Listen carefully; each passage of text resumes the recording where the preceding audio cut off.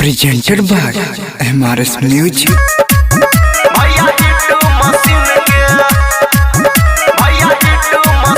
के महिमा DJ singing by Roshan Kumar. आज जन्मदिन हवे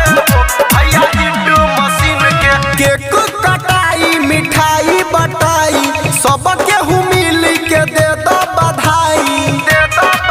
अरे भैया सुनो तो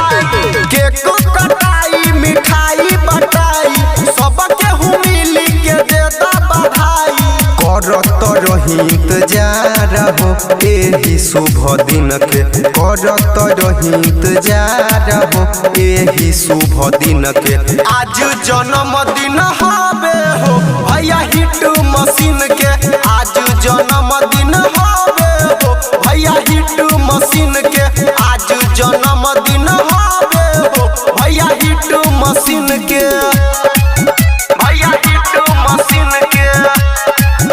भैया हिट्टू मशीन के महिमा डीजे आज जन्मदिन हवे हो भैया हिट्टू मशीन के लाखों लोग के मिलेला प्यार हो तबे कहाला ट्रेंडिंग स्टार हो लाखों लोग के मिलेला प्यार हो तबे कहाला ट्रेंडिंग स्टार हो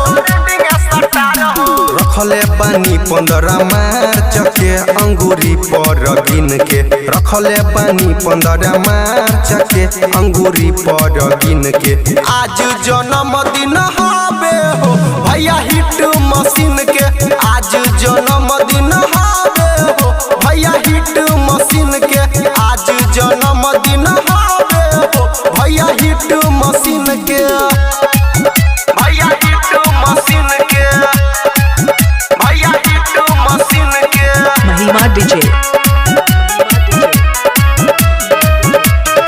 आज जन्मदिन हवे हो भैया हिट्टू मशीन के पूरा भोजपुरी के शेर कहाला सभे गाना इनका ट्रेंडिंग में जाला